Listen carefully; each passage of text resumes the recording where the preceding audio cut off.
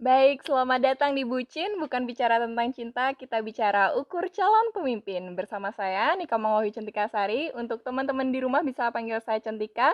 Dan di samping kita ini udah ada satu pasang kandidat dari Badan Eksekutif Mahasiswa. Bisa perkenalan dulu, Kak?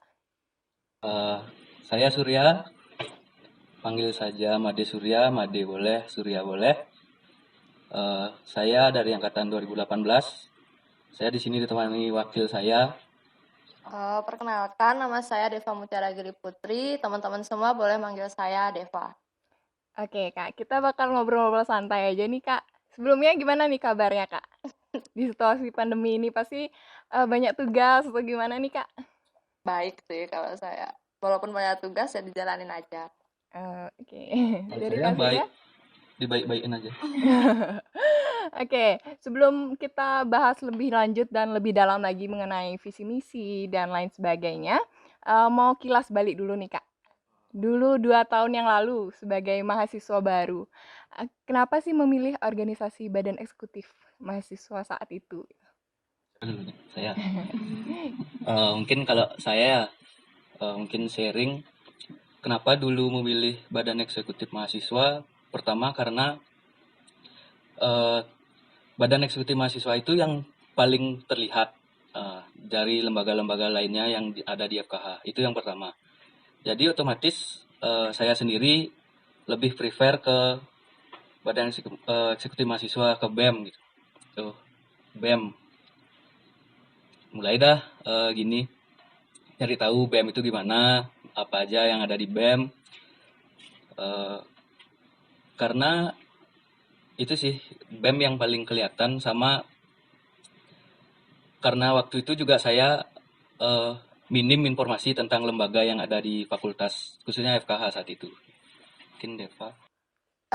Kalau dari aku sih, kalau kita jujur-jujuran aja, dulu aku tuh mikirnya gini. Saya mikirnya karena BEM itu saya ngelihat dia yang menjalankan kegiatan. Nah, waktu itu saya mikirnya tuh lembaga lain itu tidak menjalankan kegiatan itu. Saya mikirnya bahwa BEM saja yang menjalankan kegiatan itu. Dan karena emang saya dari dulunya dari SMP memang suka ikut organisasi, jadi saya berpikir ya udah karena BEM yang menjalankan organisasi, jadi saya ikut BEM aja gitu. Tapi semakin ke sini saya tahu bahwa tidak harus mengikuti BEM, bisa mengikuti panitia. Jadi di luar BEM pun bisa mengikuti panitia. Mungkin dulu mindset saya seperti itu.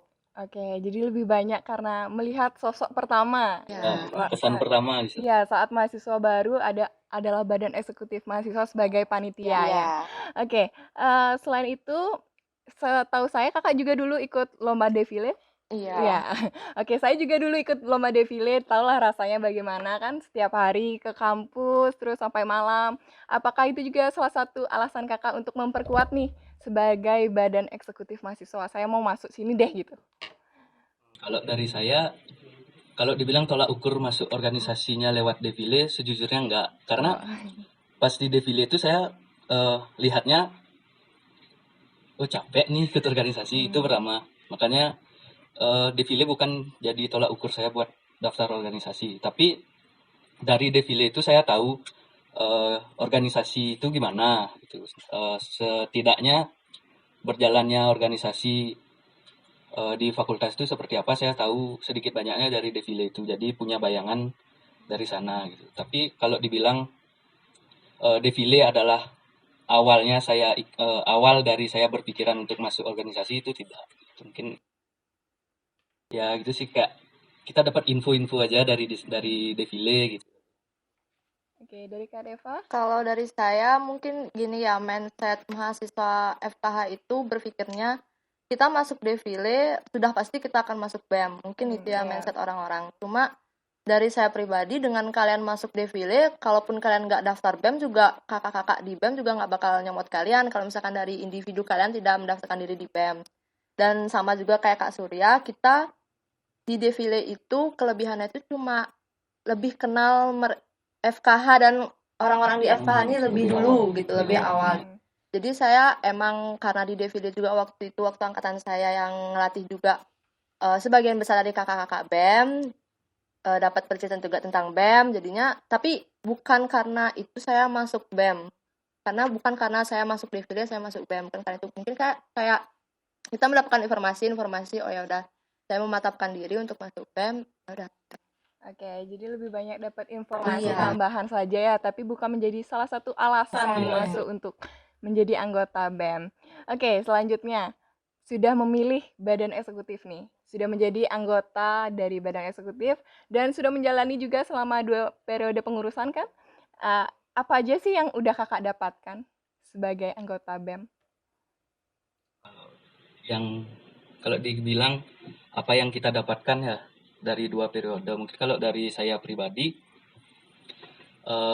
di periode pertama sejujurnya banyak yang saya dapat di sana gitu. Kayak yang paling ini sih dalam relasi kalau saya semenjak masuk BEM itu kenal banyak orang, bukan cuma dari intern angkatan BEM angkatan saya, bukan cuma di intern BEM juga, lebih terkhususnya keluar gitu, banyak dapat relasi di luar, relasi di kampus juga dari angkatan-angkatan lama. Karena bilang dah ikut di BEM secara otomatis juga ikut di kegiatan kan gitu, Ya. ikut di kegiatan. Jadi kurang lebihnya kita pasti di kampus. Nah, di sana yang saya dapat relasi itu di sana. Yang kedua, pengalaman organisasi dalam hal mengatur, apa ya bilang ya, mengatur kayak kita mengkoordinir sesuatu gitu. Itu saya banyak belajar tentang itu di periode pertama dan belajar tentang bagaimana sistematika di organisasi gitu. Karena dari saya SMP, SMA jujur aja nggak pernah ikut organisasi. Terus baru nyoba organisasi di universitas, jadi belajar banyak di sana. Itu di periode pertama. Kalau di periode kedua, eh, periode tahun ini sama, maksudnya banyak yang didapat juga dalam hal relasi dan lain-lain. Jadi kayak saya tuh di periode kedua ini menghaluskan lagi apa yang saya dapat di periode pertama. Itu kayak di periode pertama tuh kita cuma apa ya bilang, kayak kayak kita membentuk dasar, kayak matung kita cuma bentuk-bentukan kasarnya dulu gitu. Di periode kedua ini saya menghaluskan itu, mencoba untuk eh, memperbaiki sekiranya ada yang salah di periode pertama saya. Di periode kedua ini dimantapkan lagi gitu, dihaluskan lagi. Itu aja sih mungkin. Kalau dari saya sih lebih ke pribadi ya. Kalau dari Kak Surya bilang relasi itu bener banget. Itu relasi butuh banget waktu selama kita di kampus. Yang saya lebih dapetin ngerasa banget di kepribadian saya sih gimana cara kita ngatur waktu ya, menit waktu. Apalagi kalau misalkan saya membandingkan dengan organisasi di SMA maupun di SMA itu kan masih ada yang namanya dispensasi. Kita bisa bolos nih, bukan bolos lah istilahnya, dapat dispensasi saat kita pelajaran. Tapi kalau di kampus nih kayak benar-benar nggak ada sama sekali dispensasi kecuali itu dari pihak dekanat yang memberikan. Ya gimana kita mau manage waktu itu, jadi dari pagi kita kuliah, terus sore praktikum, terus malam mungkin sore menuju malam kita mengurus organisasi kepanitiaan dan malam larutnya itu kita buat tugas. Jadi emang benar-benar kayak bisa gitu kita memanage waktu sendiri gitu. Dan terus setuju juga sama Kak Surya yang di periode pertama memang kalau misalkan dari Kak Surya yang dia belum pernah ikut organisasi mungkin kerasa banget ya. Kalau saya mungkin dulu waktu awal-awal tuh masih menyamakan kayak sama nih sama organisasi di OSIS yang sebelumnya, ya kepanitiaan, saya juga biasa diisi acara ya membuat rundown dan segala macam. Cuma itu sih yang saya ngerasain bedanya tuh di manage kita waktu. Kalau waktu SMA tuh kayak leha-leha banget gitu, nggak terlalu gimana-gimana. Tapi kalau di kuliah nih kayak entah relasi, kalau misalkan berpikir jauh kita dapat relasi yang di luar kampus, kita dapat relasi yang tentang pekerjaan segala macam.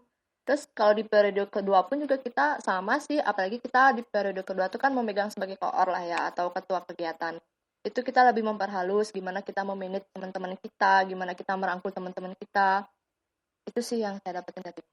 Oke, sangat banyak banget ya yang bisa didapatkan. Apalagi 2 periode, 2 tahun itu cukup lama lah waktunya untuk mempelajari banyak hal. Nah, dari awal nih jadi maba, terus nggak expect banget bisa lolos kan, jadi badan eksekutif mahasiswa. Lalu sekarang apakah nyangka juga untuk bisa mencalonkan diri nih jadi ketua akhirnya gitu setelah sekian lama 2 tahun kepengurusan gitu? Ya, Ya, boleh siapa aja duluan.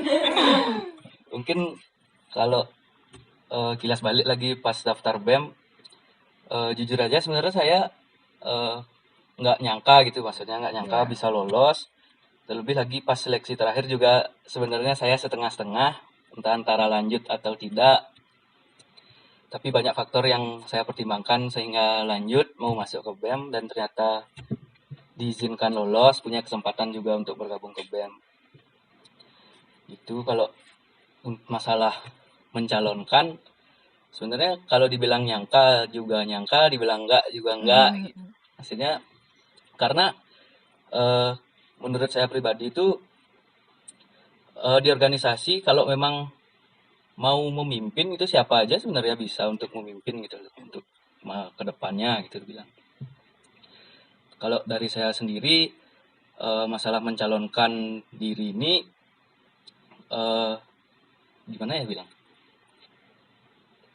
Kalau dibilang nyangka, menyangka sebenarnya karena udah kebaca gitu, maksudnya kalau kalau dilihat budaya dari sebelum-sebelumnya gitu ya realistis aja gitu, maksudnya yang dilihat sering di kampus gitu pertama yang memang sering hadir gitu pasti secara tidak langsung membuat pemikiran persepsi orang itu oh ini bakal jadi ini bakal jadi ini gitu pasti ada kayak gitu. Tapi kalau tidak menyangka juga saya tidak menyangka bakal ada di posisi sekarang gitu. Karena banyak juga pertimbangan sebenarnya saya nggak mau karena satu dua hal gitu, tapi ada lagi pertimbangan lebih kenapa saya harus di sini sekarang gitu. Itu aja. Mungkin Deva. Kalau dari saya sih sama mungkin ya, karena saya sama Kak Surya emang benar-benar udah banyak diskusi dan juga mungkin sama perasaannya antara nyangka dan tidak nyangka. Karena apa ya, saya pikir kalau misalkan saya bilang nggak nyangka, ya nggak nyangka dengan diri saya yang masih menurut saya banyak kurang, ya nggak nyangka gitu. Tapi kalau misalkan dibilang nyangka juga nyangka karena banyak teman-teman yang ngomong ke saya kayak, "Pak, kamu bisa ini loh, kamu bisa ini, kelebihanmu Oh ini." ya, Iya, dukungan dari Iya, orang-orang dukungan dari sekitar juga. teman-teman. Jadinya makanya kayak, oh ya udah mereka percaya dengan saya juga harus apa ya? Menjawablah kepercayaannya mereka kayak gitu. Jadi dibilang nyangka nggak nyangka, waktu awal masuk BEM pun juga saya waktu itu dibilang nggak lolos awalnya. Saya nangis karena apa? Karena saya tuh orangnya dari awal tuh kalau jujur bisa dibilang saya organisasi banget.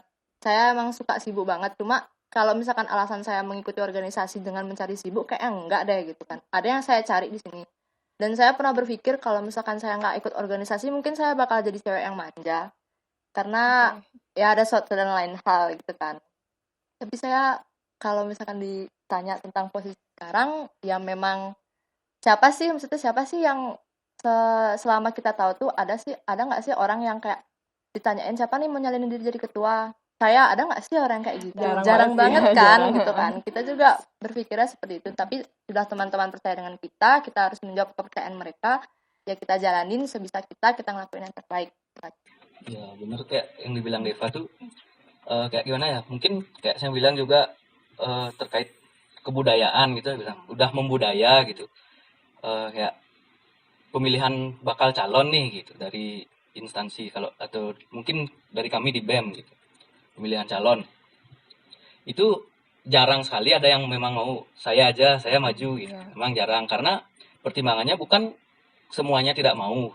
Karena dilihat itu maksudnya semua fungsionaris bilanglah di angkatan kami itu dirasa semua tuh punya kemampuan yang sama gitu, maksudnya semua punya kapasitasnya masing-masing, dia unggul di sini dia unggul di sini. Tapi itulah yang jadi bahan diskusi kami kenapa bisa kenapa bisa Deva kenapa bisa saya gitu dah bilang itu tolak ukurnya bukan karena gimana ya, bukan karena kita itu jadi tumbal gitu, bukan, Ya, gitu. bukan. Karena memang kita juga bingung karena kapasitas setiap orang itu ada lebih ada kurangnya gitu. Jadi mungkin teman-teman yang lain juga melihat dari kami berdua punya lebihnya di sini gitu, bisa mengcover ini mungkin seperti itu gitu. Makanya kami dipercaya dan kami pun mau tidak mau harus menjawab kepercayaan teman-teman itu. Oke, tetap didasarkan oleh kepercayaan juga Iya. orang-orang sekitar. Oke, sekarang sudah menjadi kandidat nih. Udah melalui tahap seleksi administrasi kemarin. Tentunya saya ucapkan selamat juga. Sudah terpilih dengan nomor urut 2. Iya. Teman-teman di rumah pasti penasaran banget sih, apa sih visi misi ke depannya nanti jika terpilih menjadi ketua dan wakil ketua Badan Eksekutif Mahasiswa.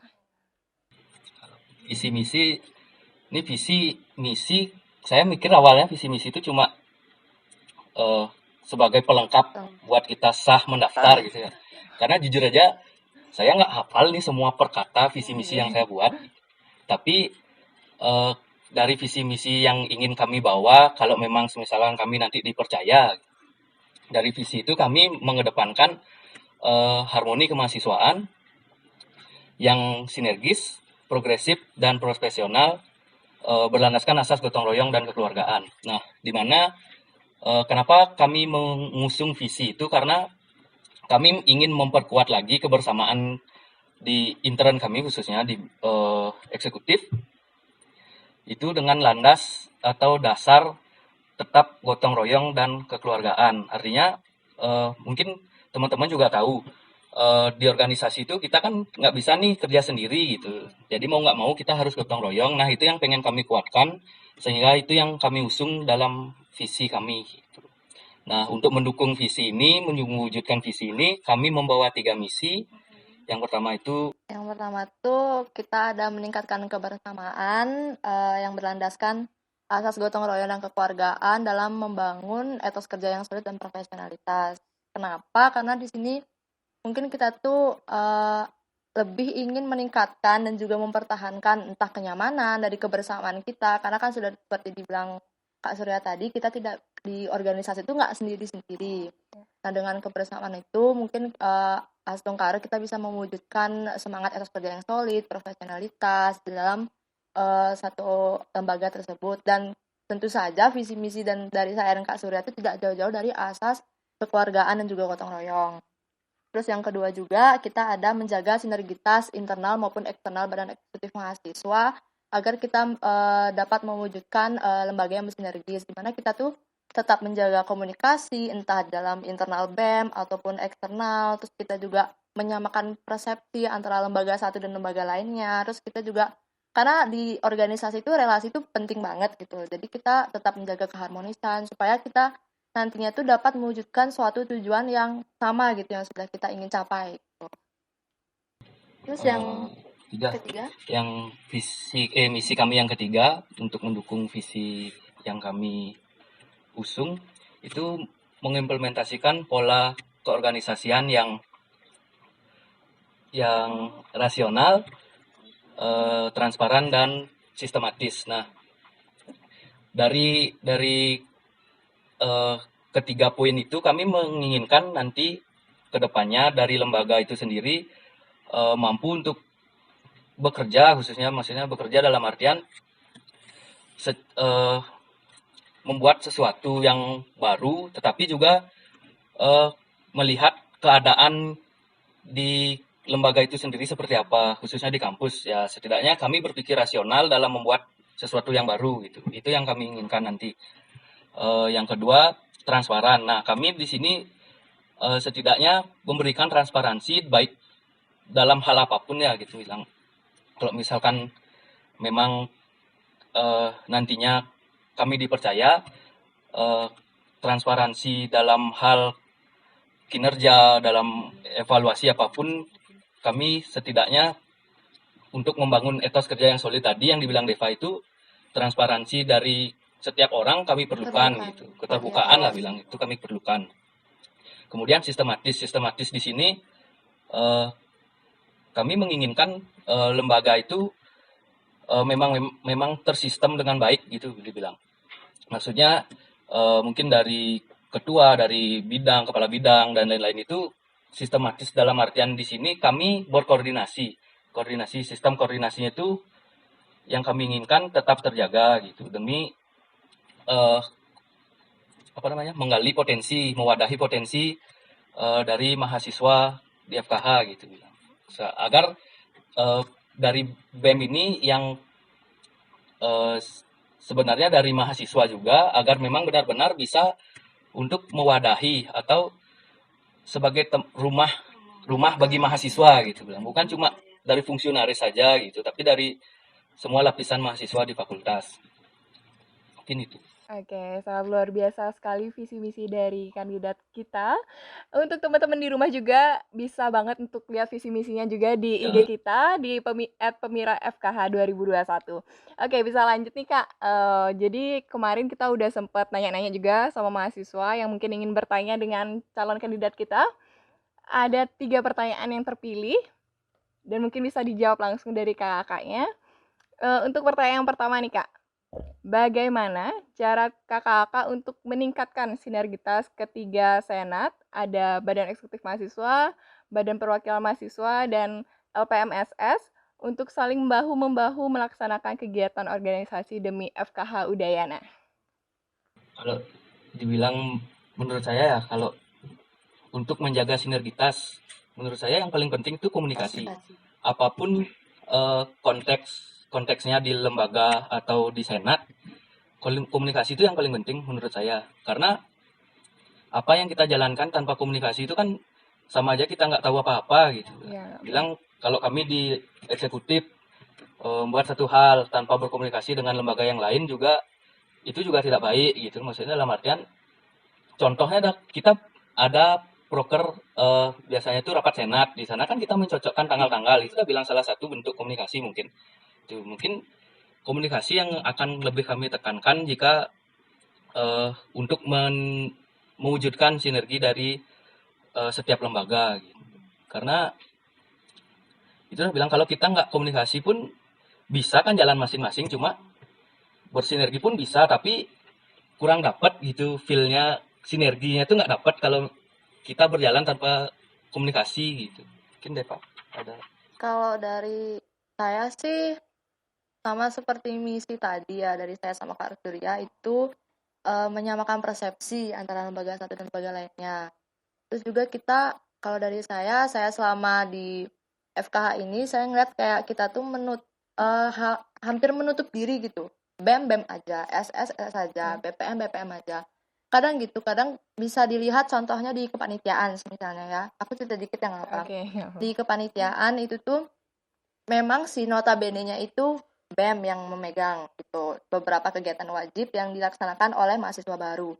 Cuma di sini kita tahu SDM kita kurang. Nah, kita tuh mindsetnya tuh karena itu BEM yang punya kegiatan, ya udah BEM yang megang kepanitiaan tersebut. Tapi kita seharusnya menurut saya sendiri tidak menutup diri untuk membuka hal itu untuk entah dari BPM, entah dari SS gitu. Karena saya melihat kayak kita masih memang itu permasalahan kita dari tahun-tahun sebelumnya. Kita masih kayak menutup diri. Entah mungkin memang orang-orang menganggapnya itu kayak budaya ya mungkin ya.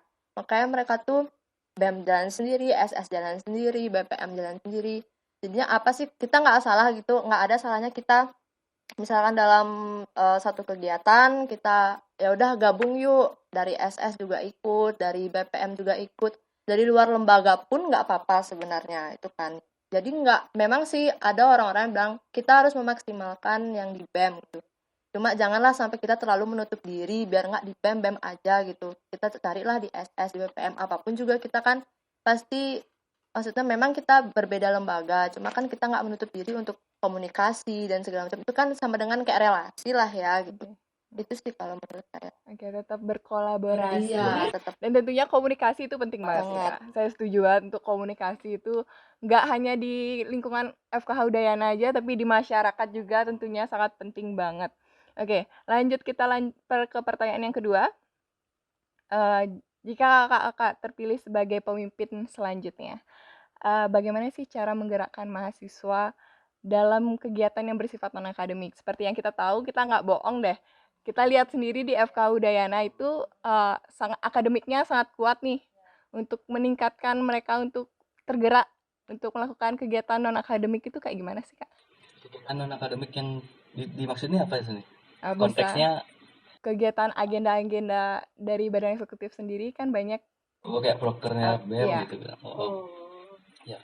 Mungkin kalau dari saya, cara menggerakkan mahasiswa agar untuk meningkatkan minat mahasiswa ke kegiatan non akademik gitu. Kalau dari saya tetap komunikasi pertama, komunikasi dalam artian kita sebagai penghubung juga ke mahasiswa gitu lah bilang, sebagai penghubung ke mahasiswa. Jadi dari kami dari lembaga berkomunikasi dahulu, menampung apa sih yang diinginkan mahasiswa itu pertama. Ini konteksnya di luar kegiatan wajib ya, gitu. Karena kegiatan wajib kan memang sudah ada yang mengatur. Mungkin di luar kegiatan wajib, kami berkomunikasi tentang apa yang diinginkan mahasiswa gitu, Mas. Dalam artian mungkin kami bisa memfasilitasi, bisa kami mewadahi keinginan atau aspirasi mahasiswa itu dalam bentuk suatu kegiatan gitu yang dibilang di luar akademik. Misalkan dari mahasiswa menginginkan, kan di akademik udah mumet dah nih, udah mumet, tugas banyak, presentasi dan lain-lain, pengen hiburan, misalkan kayak kita ngegame bareng gitu, mungkin kita bisa wadahi kayak kita buat turnamen kecil-kecilan gitu misalkan gitu, untuk menggalakkan lagi atau meningkatkan keinginan dari mahasiswa untuk terjun ke kegiatan di luar akademik gitu. Karena kalau menurut saya 4 tahun kuliah S1 cuma akademik tok, kita nggak tahu apa-apa kampus kita ini seperti apa gitu. Itu yang kita nggak dapat kalau memang gitu. Kalau cuma di akademik aja. Mungkin Deva ada. Kalau dari saya tetap balik lagi ke komunikasi, terus tapi maksudnya di sini bukan cuma kita yang menggerakkan. Di sini mahasiswa individunya juga lah menggerakkan gitu loh. Mereka tuh tahu potensi mereka di mana, tapi terkadang mereka yang nggak mau ngasih tahu ke kita gitu lah istilahnya. Jadi kita kadang suka bingung apa sih maunya mahasiswa. Atau kadang gini, contohnya tuh seperti BKKH. Memang waktu itu mahasiswa menginginkan, pastilah beberapa mahasiswa menginginkan pengen nih ulang tahun yang semeriah kampus sebelah itulah ya. Tapi kita bisa lihat juga dari SDM kita, dan dengan beda jauh dengan kampus sebelah, terus juga belum lagi individu kita yang kadang suka ngaret bayar BKKH. Jadi itu sebenarnya balik lagi, entah semisal kita sudah mewadahi, dari kalian juga harusnya maulah menggerakkan individu kalian sendiri. Kita sudah mewadahi, jangan sampai kalian tuh jangan adalah kata malu atau kata apa ya istilahnya yang lain tuh buat ngasih tahu tuh kayak kayaknya nggak bakal deh kayak gini. Janganlah berpikir seperti itu. Kita juga berusaha mungkin memaksimalkan apa yang kalian inginkan. Kita berusaha mungkin mewadahi apa yang kalian inginkan itu. Karena kalau kalian tidak menyampaikan aspirasi kalian ke kita, kita juga bingung gitu mau buat apa, terus mau menggerakkannya seperti apa gitu. Kayak Mobile Legends kemarin, terus kayak misalkan kayak Kamis Ngeteh, mungkin mahasiswa beberapa sudah tahu Kamis Ngeteh itu apa. Itu sebenarnya tujuan kami itu untuk disitulah kita mewadahi apa sih yang diinginkan sama mahasiswa gitu. Bukan soal ngeteh atau apanya, tapi soal aspirasi kalian. Cuma mungkin kalian mikirnya itu BEM aja dah tuh yang datang gitu. Nah sebenarnya itu mindsetnya itu bisa dirubah gitu, biar nggak dikira kita tidak mewadahi, padahal kita sebenarnya sudah mewadahi, cuma mungkin dari individu masing-masing yang persepsinya masih salah. Kalau saya dari Bener juga kayak yang dibilang Deva tadi. Jadi kami di lembaga itu tidak bisa mentah-mentah menerima semua masukan dari mahasiswa, dalam artian kami pun di sini punya keterbatasan. Nah, kami harap juga dari mahasiswa itu mampu melihat dulu, mungkin menginginkan sesuatu, mungkin menginginkan kegiatan A gitu. Tapi dilihat lagi kondisi kampus kita sekarang seperti apa. Dan memungkinkan nggak ketika keinginan mahasiswa itu kita realisasikan gitu. Itu pertama. Yang kedua, kami juga berharap dari individu mahasiswanya sendiri mau untuk turut mengajak teman-temannya gitu. Kalau misalkan kami membuat suatu wadah kayak bilang dah contohnya kami ngeteh misalkan. Kami itu pun misalkan aspirasi atau keinginan dari mahasiswa agar ada wadah untuk mereka berkomunikasi, bersilaturahmi gitu bilang. Nah, kami juga berharap dari mahasiswa itu mampu untuk turut mengajak teman-teman yang lain gitu biar biar dapat gitu esensi dari silaturahminya itu pertama gitu. Biar kita juga bisa saling komunikasi, biar kita juga mengetahui gitu. Mungkin kami di BEM tahu cuma di BEM aja, mungkin dari mahasiswa lebih banyak tahu tentang kondisi kampus kita seperti apa sekarang ini gitu. Mungkin dari sana juga kami dapat masukan-masukan yang membuat kami bisa berbenah lagi ke depannya. Mungkin itu aja. Oke, tetap intinya saling support Ya, dari kita juga karena support. kita kan nggak bisa nih berdiri sendiri itu Iya, kayak bener saya bilang banget. pertama tadi gitu. Harus ada support dari luar, dari dalam pun juga harus ada support yang lebih lagi gitu. Oke, kita ke pertanyaan terakhir, Kak. Apa yang akan Kakak lakukan nih jika ada situasi yang tidak terduga seperti saat ini, pandemi COVID-19 sangat tidak terduga sampai kita udah Ya. sekitar 6 bulanan nggak ke kampus Nah, ya.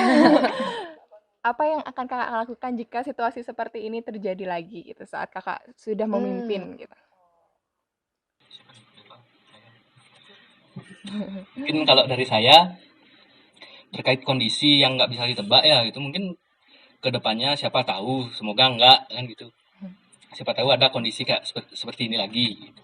Mungkin kalau dari saya sendiri ya kita harus menyesuaikan gitu kita harus menyesuaikan dengan kondisi saat itu gitu misalkan kayak sekarang pandemi banyak kegiatan yang mogok udah bilang nggak bisa jalan karena kita pertama nggak boleh ngumpulin orang dan berbagai pertimbangan lainnya gitu. Nah di sana mungkin kita harus berpikir dua kali. Kita harus memutar otak dengan kondisi seperti sekarang, gimana caranya kita biar bisa jalan dari proker atau dari apapun itu terkait dengan kondisi. Tapi juga kita nggak boleh menutup mata dengan pertimbangan-pertimbangan yang memang harus kita turuti. Jadi kita menyesuaikan nanti seperti apa. Kalau memang ada kondisi seperti ini, kita menyesuaikan. Tapi tetap kita lakukan yang terbaik nantinya gitu. Apa sih yang terbaik untuk lembaga, yang terbaik untuk mahasiswa, yang terbaik untuk kampus kita utamanya. Mungkin Deva tambahan. Kalau dari saya sih hampir sama ya kayak Kak Surya, menyesuaikan kondisi aja gitu. Kayak contohnya sekarang mungkin saya rasa apa yang sudah dilakukan oleh panitia kegiatan sebelumnya itu mungkin mahasiswa baru juga tahu banget gimana kondisinya. Mungkin itu sudah benar-benar maksimal karena menurut saya itu mendadak, panitia juga mendadak persiapannya. Terus juga kita harus benar juga kata Kak Surya muter otak gitu. Cuma ya walaupun memang banyak kekurangannya karena kita persiapannya juga minim, tapi itu sudah benar-benar semaksimal kita kasih untuk kalian. Kita juga nggak mau mahasiswa baru itu contohnya kayak kemarin kegiatan wajib itu kita nggak mau hanya karena ini mereka terhambat di kegiatan wajib. Kita tidak mau seperti itu, tapi kita juga selalu walaupun kondisi seperti ini, maksudnya gimana ya kita tuh kayak kemarin ada salah satu kegiatan karena kondisi seperti ini kita tahu kan ekonomi orang berbeda-beda. Ada yang banyak yang jatuh juga ekonominya. Nah, biar mereka tidak terhambat hanya karena ekonomi, jadi kita tetap memberikan mereka apa ya istilahnya kayak dispensasi lah untuk bayar kegiatan tersebut. Mereka tetap kumpul tugas, mereka tetap ikut kegiatan, tapi untuk ekonomi kita tidak bisa paksakan dengan keadaan seperti ini gitu.